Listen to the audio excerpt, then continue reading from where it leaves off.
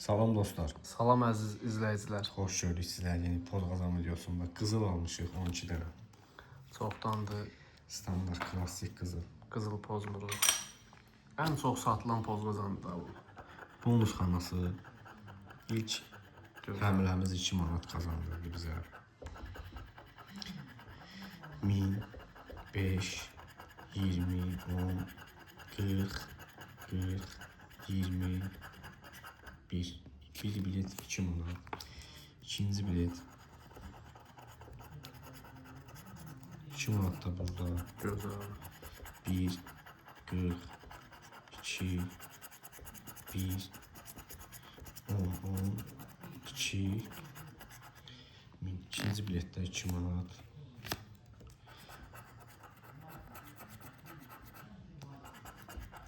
Bir, 10, 1000, 2, 1. Gecədir 3 dənə dalga utsaydım. Konuşsuz. Açar 2 manat da burada. Mesela rəqəmlərdən çox simvol oluş verir. 1000, 140, 10, 100, 1000, 25 min, 25 min, 40 buluştu. Yok oluştu 2 manat. 6 azayım. Yine bu simvoldan 1 manat. 1, 10, 10, 40, 20, 1000, 1, 1 manat oldu 2 manat. Yine 2 manat.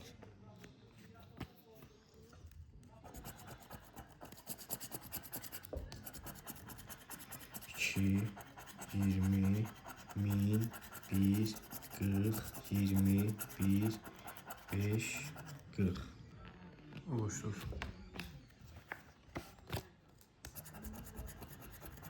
Pul şarası 1 manat.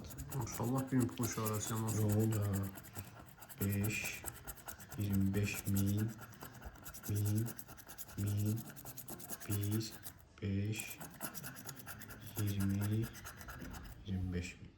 1 manat.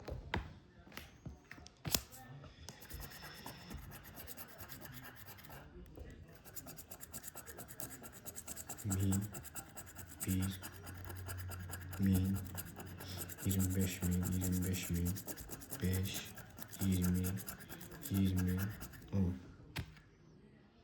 Oluşdur.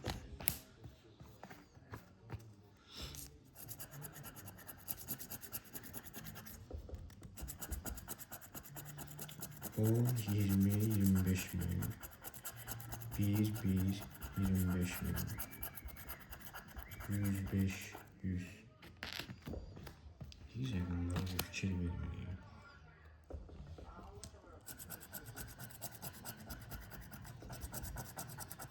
Yirmi, 2, 2, 5, 40, 5, 40, 2, 2, 2, 2, 2 manat.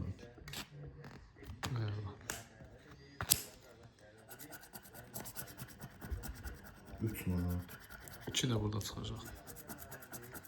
1, 10, 1, 2, 1000.